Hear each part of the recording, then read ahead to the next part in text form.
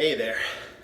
So this is Joe again, and today I'm speaking about some past memories and some funny, kind of unique stories. So, I've spoken about my path in one of my introductions and my life and all the different jobs I've had and internships. So after grad school, or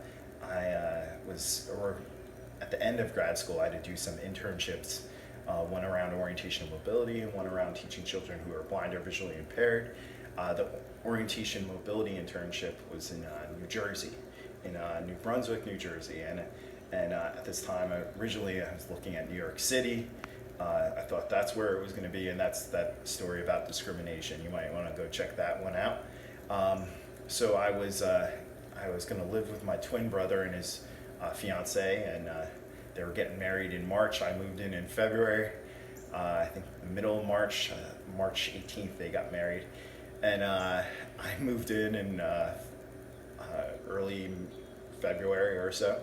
And it was, so I was living on their couch. That's what everyone wants is your fiance's brother living on the couch, or you're a newlywed couple and you want your brother living on the couch. And so quite amusing situation in Jersey City. And but Dan and Kate were fantastic. So I move in, I'm living on their couch, I have my bags of stuff. I start out with like some bags, big duffel bags and stuff, and maybe a box.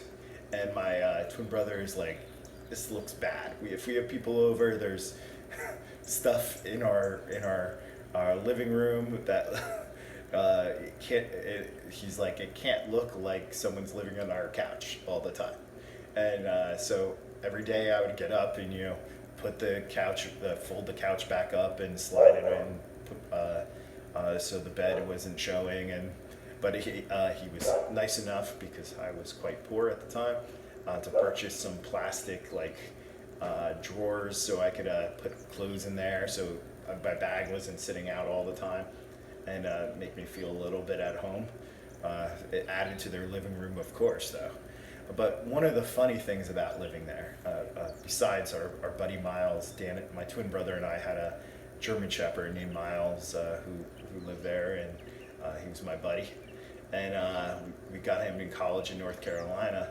But one of the funny things is I was trying to conserve electricity. So I don't need the lights. So I would never turn on the lights. I'd get home, it'd be almost dark or dark, and I would I wouldn't turn on the lights in the apartment, because I didn't want to waste their electricity.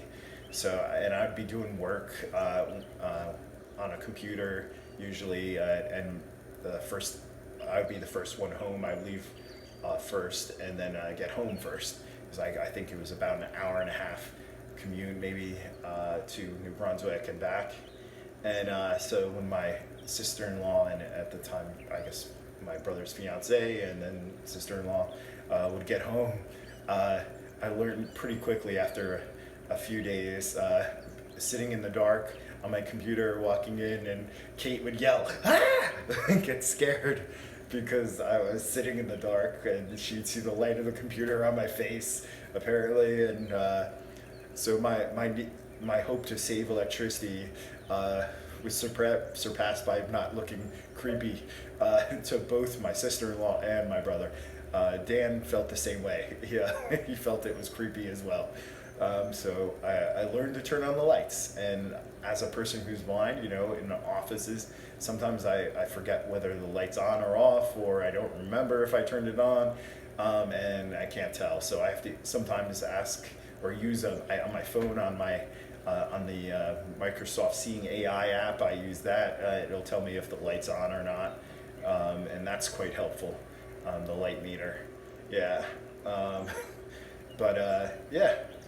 Often I'll find myself, or people will find me sitting in the dark, which is helpful sometimes in an office, because then people assume no one's there, and then they don't go into the office and interrupt your work. So early in the morning, that can be helpful. I used to arrive to work early in the morning, and you just have the light off, and no one will bother you. But yeah. So that was one of the stories from living on the couch. Another story from living on the couch.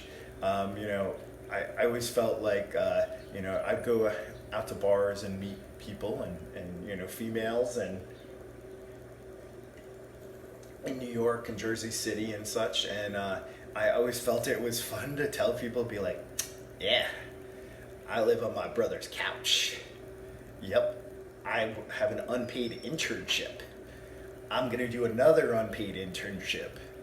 And at this time, I was traveling a little bit. I did a presentation in Hawaii, and then I did a presentation in Austin, Texas. Or actually, I did like 3 presentations in Austin, Texas, and I was trying to build my career, and so the money I did have, I was spending on that, and I didn't have a lot of money, that's for sure. But what I did have, I utilized on that.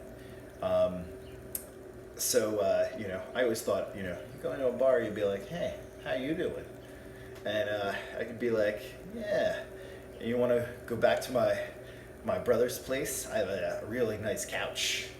Yeah, it's quite comfortable.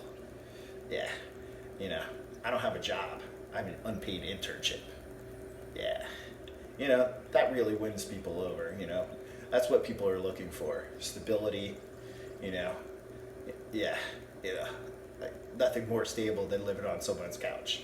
And you know, these are the sacrifices you make at times. You know, so I would try to give my brother and his fiance or wife some space. So on weekends, I would try to go visit friends or my parents. I would take the probably sometimes commute like from work 3 hours or more to get back to wherever I was going, just to make sure I gave them space.